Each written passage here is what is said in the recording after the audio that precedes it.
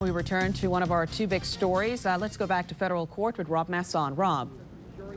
We just got word from Defense Attorney Robert Jenkins that there has been a verdict. He and former Mayor Ray Nagin just came up the breezeway about 3 minutes ago, headed to the courthouse. You can see some of the prosecutors going in behind us there right now.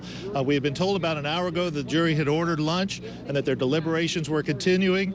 But right now the word is that a verdict is in. Defense Attorney Robert Jenkins just going upstairs to hear what the jury has said after about 6 hours of deliberation. So we're going to head up to the courtroom and see exactly what the verdict is in the trial of former Mayor Ray Nagin. A verdict has been reached in the federal corruption trial of former New Orleans Mayor Ray Nagin.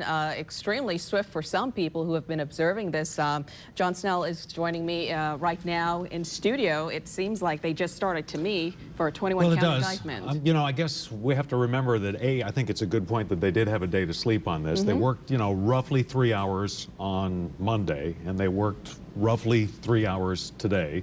In that range, so they're in the 6 hour range, and there's no way to tell. Right. But your first reaction is, wow, somebody got a slam dunk here, one side or the other, because you would think, we were sort of digging in and preparing for a long day. But I mean, the issue here is you get 12 people, and sometimes it's tough to get 12 people to agree that it's 12:16 on Wednesday afternoon, but occasionally you do get like-minded people in there. 6 men, 6 women. They're not all New Orleanians, and they're not all people from Metro New Orleans. It's it's southeastern Louisiana, the entire eastern district that this covers. So I think that it really, in talking to some of the lawyers who've worked, who've observed this thing, it really comes down to, the headline of the paper today: jury must sort through complicated arguments. Certainly the prosecution would say, no, this is a simple case. And it really does boil down to, do you believe the prosecution's point of view that this is, a man on the take who was using his office, exchanging favors, getting kickbacks, using his influence, or is Ray Nagin a victim of overzealous prosecutors and the actions of others, sometimes coincidental, sometimes people who were doing things that, in the Nagin defense argument, he didn't have any knowledge of. Yeah, John and Liz, again, Ray Nagin and Robert Jenkins, his attorney, arrived just a short time ago. We've been up around the courtroom all morning, and you could tell the prosecution seemed confident about their trial, confident about their case as the jury started deliberating. About 11:15 today, we got word that the jury had ordered lunch. I guess conventional wisdom down here was that it would be at least through the afternoon. Somewhat of a surprise that the jury would come back this quickly with a verdict. Only about 7 hours of deliberations. If you talk to people who've followed trials, they would say that would seem to favor the prosecution, that the jury would come back this quickly, but we'll have to wait and see. Again, the verdict is in, and we're waiting to hear against these 21 counts how this jury finds Ray Nagin. Again, Nagin and his defense attorney Robert Jenkins arrived here at the federal courthouse just a short time ago. Rob Masson had a chance to throw a few questions at Nagin and his defense lawyer. Coming over for the question? No, actually the court summoned us over, said they have a verdict, so we'll see. Really? Yeah. Do they have a verdict? That's what we were told, so we're going in now. Okay. Did they tell you the verdict's in? Yes. Oh boy. Okay. How do you feel right now, Robert? Well, just like on any other case, we're just really hoping for the best, and we feel it's not guilty, so we're going to see. Thank you. Ray, how are you feeling? We'll see what happens, man. On testimony, Ray Nagin was one of more than 30 people that the jury heard from, and Kim Holden has a review of the 5 days of testimony. Under direct examination, former Mayor Ray Nagin was calm, cool, and collected, rebutting testimony by the prosecution's key witnesses. At one point saying, "I've heard a lot through this trial that don't make sense." On Rodney Williams, who says he bribed Nagin in exchange for millions in city contracts, Nagin said not so. He told jurors his son saw Williams as a big brother figure, and that Williams was the one who wanted to invest $60,000 in their granite company, Stone Age. Nagin said he didn't remember specific dates and times for meeting or talking with Williams. But some of those dates have to be pretty big in anyone's mind. So that's the big question. Who do they believe? Do they believe everybody else? Or do they believe Ray Nagin? Under cross-examination where the back and forth got testy at times, federal prosecutor Matt Coman reminded Nagin about his contact with Williams with photographs, cell phone records, and calendar entries. Then Coman asked, "You're saying it was Katrina and not their $60,000 that made their income spike?" Nagin responded, "You're trying to tie this to $60,000? God bless you." On Greg Meffert, his former chief technology officer, who detailed lavish trips taken by Nagin and his family, paid for by city contractor Mark St. Pierre, Nagin told the court it was Meffert who was on the take and he had no idea. Nagin says he thought Meffert paid for the trips. Meffert testified earlier that the former mayor knew exactly who financed the vacations. Nagin's attorney Robert Jenkins on what jurors were possibly thinking as they listened to the former mayor's explanations. Jurors can receive things, perceive things, and I think he's doing well, and I think that they believe him. Jurors seemed entertained at times, even laughing at some of the exchanges. When Jenkins objected to the prosecutor standing too close to Nagin while asking a question, Nagin answered the question with, "You tell me," then "Go ahead, get closer, we're friends."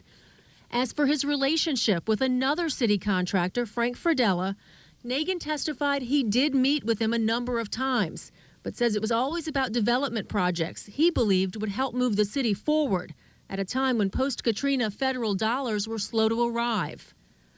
When questioned about the tons of granite sent to Stone Age by Fradella, Nagin testified that his sons were going to sell the granite on consignment and that anything between Fradella and Stone Age was between Fradella and his sons. During Nagin's second day on the stand, Coman hammered the former mayor on the $50,000 payment and free granite from Fradella. Nagin said it wasn't a bribe, it was an investment in his son's company. Coman pointed tax forms showing Nagin declaring to own 60%. He asked, "Isn't it true that you traded tax dollars for Stone Age dollars?" Nagin answered, "No." The prosecution then turned to the groundbreaking of the Home Depot in Central City that Nagin took part in May 7, 2007. Coman asked, "You didn't mention that, oh, by the way, my company has just been onboarded as an official contractor with Home Depot." Nagin replied, "I'm not sure I even was aware that they had been at that point. I don't see how you can make the connection." Asked about a trip to New York paid for by a theater developer who Nagin agreed to waive back tax penalties for, Nagin had trouble remembering, saying, "We went to New York. I don't have any recollection of how we got there, but it was after the election and we went there to wind down." As the federal government wrapped up cross-examination, Coman asked Nagin, "You sold your office, didn't you?" The former mayor simply replied, "No, I did not." The judge has just entered the courtroom. So Judge Ginger Berrigan has just entered the courtroom. The courtroom is on their feet as we await the verdict in the Ray Nagin case. So the judge will seat, will ask the jury if they have a verdict, and then they will give it to her, right? That's right. And she'll read it herself, and she'll make sure that the document, sometimes, believe me, sometimes a verdict form is not filled out correctly, and she may have to send them back in to do it right. But if that is not the case, she'll read it. She'll give it to her minute clerk probably, or she will read it directly herself to Mr. Nagin and everyone else in that courtroom. Every judge is different, I guess, how they handle those details. Well, those are minor details. But the bottom line is the judge is responsible to make sure that the lay people who make up the jury did their job correctly. And it has to be unanimous. It has to be properly filled out. Everything has to be filled out.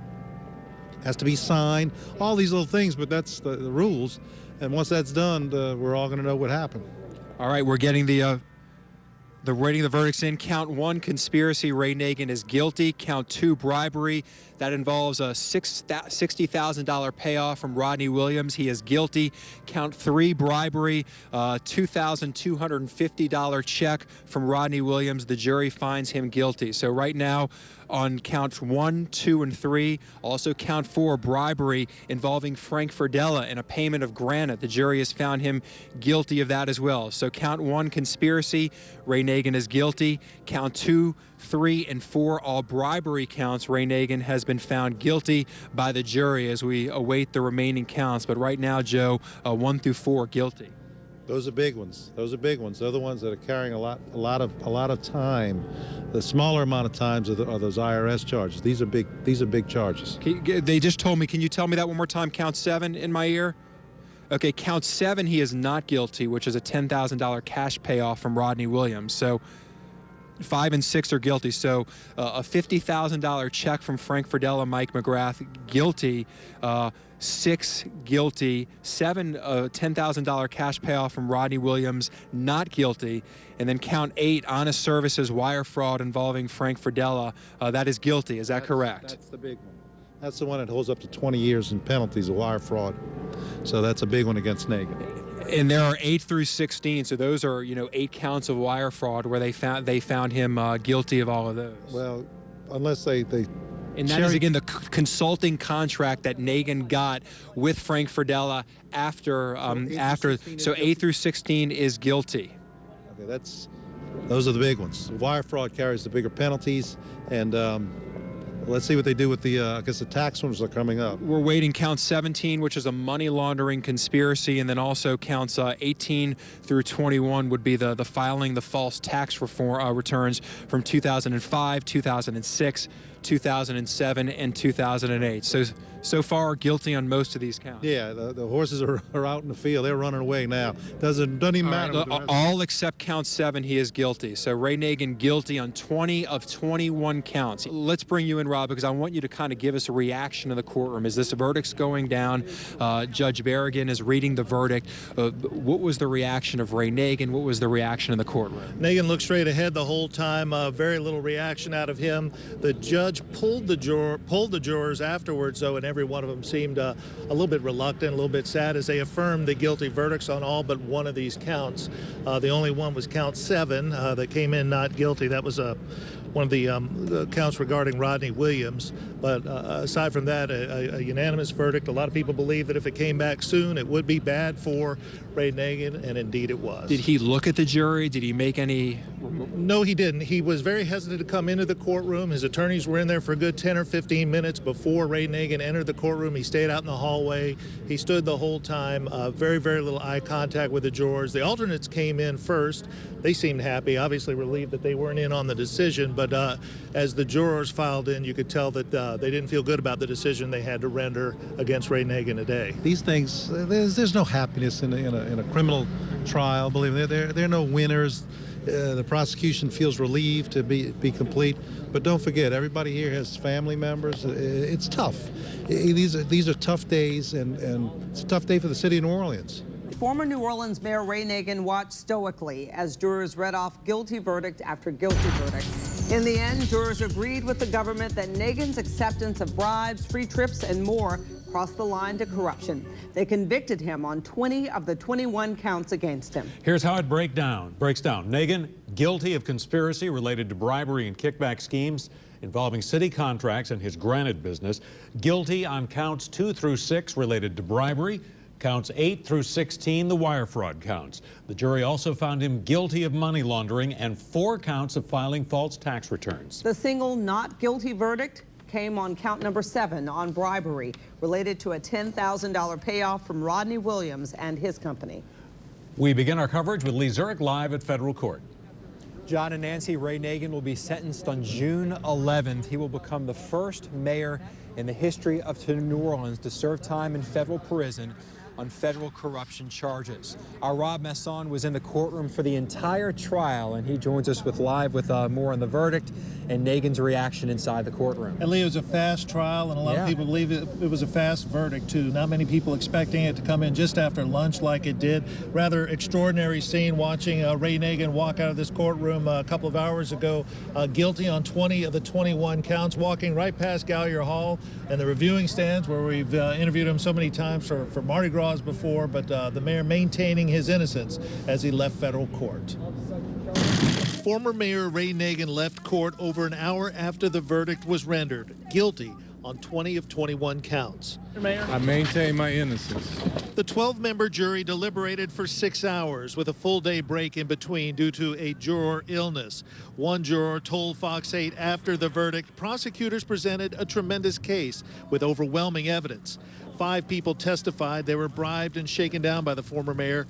Lead prosecutor Matt Coman called over 25 witnesses. Judge Ginger Berrigan set a June 11th sentencing date for Nagin, who could be facing over 10 years in prison. Well, I'm surprised. I thought that the jury would not find him guilty of any of these counts, but we will move on to appeal the appellate process. But definitely I'm surprised. And Nagin's attorney, Robert Jenkins, says he will appeal.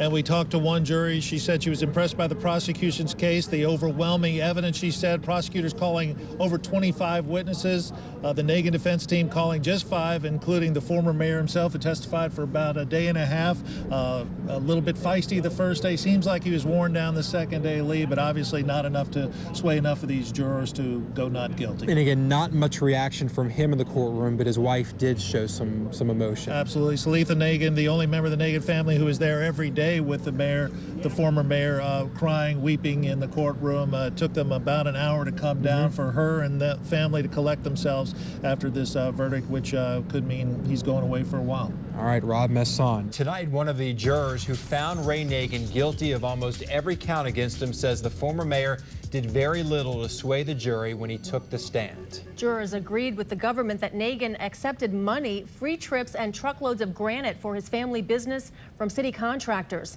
They convicted the former mayor on 20 of the 21 counts against him, including bribery, conspiracy, tax evasion, and money laundering. Rob Messon talked tonight with the jury forewoman, a North Shore nurse, who describes one of the most difficult decisions of her life. Ray Nagin himself was the key witness for the defense, often telling the jurors that others were to blame for many of the charges against him. But the jury forewoman tells us she and her fellow jurors were not swayed. What are your thoughts on what this verdict means for this man and for the city of New Orleans? I have that sense of sadness. I really do. It's a family that's going to go through a lot of things, and you know, everything that the city of New Orleans went through, all the residents there, it's a lot. And my heart goes out to everything involved with this. A lot of people were wondering if Ray Nagin would take the stand. Of course he did. What are your thoughts on his testimony? You go in there with the sense that he's innocent, but then when you see all the evidence, it was hard to stick to that thought. You know, you really tried to give him the benefit of the doubt for a lot of things, but the evidence was just too secure. Did you buy his repeated attempts to try and blame Katrina for some of the confusion over some of these documents? Not too much. Not too much. And he also tried to say that the prosecutor misled you all quite a bit. Obviously, you didn't buy that either. No, no. It was too evident. The evidence they had was just too much. I mean, it was just in your face every day for 8 hours, 9 hours a day. It was hard to dispute that. Was there any one thing that he said that just made you think, we really can't trust his testimony? I'm not sure if that's how I felt. I mean, in one case, he was blaming Katrina for one of the trips that he took, and the trip was actually before Katrina. Right, I do remember that. Yeah, that kind of gave you a little sense of doubt. There was some testimony that his sons actually asked Rodney Williams for some of the money after he got a big contract. Did you feel that his sons should have testified or could have been tried in this matter? Yeah, I kind of did, but then then a bunch of us thought that because they weren't public figures, that it didn't really apply. But I did think that at one time, we all did. The former mayor said that he had no role in Stone Age. He was a financier. Did the jury buy that? No. No, there was a contradiction of how much ownership he had. I mean, he admitted to paying $10,000 a month to keep it afloat as well. Did that convince you that he did have a strong role in that company? Yeah, and the percentage of how much he was ownership in Stone Age, the percentage. A lot of people were surprised that the verdict came in so soon. A lot of people thought that you all could be out a long time. To you, it felt like a long process, though, right? Yeah. Well, I really thought it would not end till the end of the week. That was my thoughts Tuesday, because we were there 3.5 hours. We didn't get through very much. What message do you hope that verdict sends out? That politicians in the future think twice before they do anything wrong, because they got to answer to somebody one day, even if it's not the courts. Bridget LeBlanc had nothing but praise for Judge Ginger Berrigan, who presided over this case. LeBlanc says she's relieved that she and her fellow jurors won't have to decide on Ray Nagin's sentence. The judge will do that based on federal sentencing guidelines on June 11th. Back to you.